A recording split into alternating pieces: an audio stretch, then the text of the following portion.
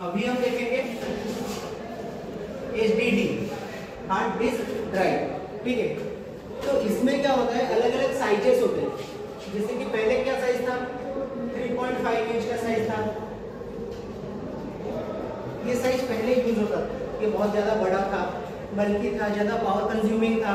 ठीक है, और इसका प्रोसेसिंग स्पीड भी थोड़ा कम था। उसके बाद अपग्रेड हुआ, डिजिटली अपग्रेड हुआ, नया टेक्नोलॉजी यूज हुआ। अच्छा, ये जो 3.5 इंच वाला हार्ड डिस्क है, ये मोस्टली पहले कंप्यूटर्स में यूज होता था, पर्सनल कंप्यूटर्स में। बट उसके बाद क्या आया, लैपटॉप्स आया। लैपटॉप्स में स्पेस कम होता है एज कम्पेयर टू कंप्यूटर, तो उसमें क्या हुआ, फिर यूज हुआ 2.5 इंच वाला हार्ड डिस्क, जो एज कम्पेयर टू बहुत छोटा था, पावर भी कम यूज करता था। ठीक है, और ज़्यादा फास्ट भी था एज कम्पेयर टू 3.5। इसमें भी अलग अलग इंटरफेस होते थे, कनेक्टिंग इंटरफेस, जो कि मोस्टली यूज होते हैं हार्ड डिस्क में, SATA। ठीक है, पहले क्या था, SATA 1, जिसमें स्पीड कम था, read and right speed. Read and right speed मतलब क्या है, जो data transfer speed, data copy होगा या फिर रीड होगा, राइट होगा, उसका स्पीड एज कंपेयर टू बहुत स्लो था SATA 1 में। फिर अपग्रेड हुआ, फिर आया SATA 2।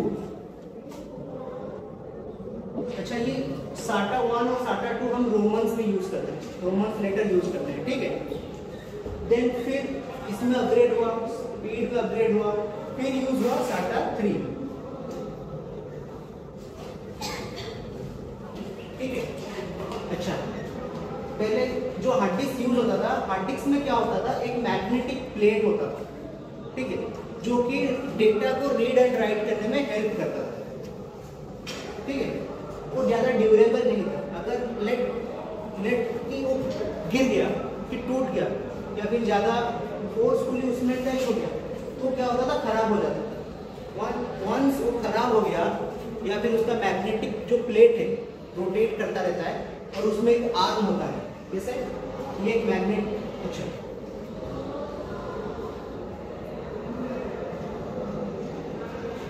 कुछ इस तरह का प्लेट होता है, और एक आर्म होता है जो कि स्क्रैच करता है, इसमें प्लेट में।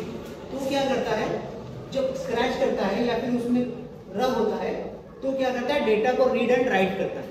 ठीक है, तो जब गिर जाता था कि टूट, मतलब ज़्यादा फोर्सफुली उसमें टच होता था, तो क्या होता था, या तो ये आर्म खराब होता था, या तो ये मैग्नेटिक प्लेट खराब हो जाता था। और वंस ये मैग्नेटिक प्लेट और आर्म, जो उसका आर्म है, वो खराब हो जाए, तो उसमें से डेटा को रिकवर करना, डेटा को रिट्राइव करना बहुत डिफिकल्ट होता। ठीक है, फिर क्या हुआ, उसको ओवरकम करने के लिए इंट्रोड्यूस हुआ SSD।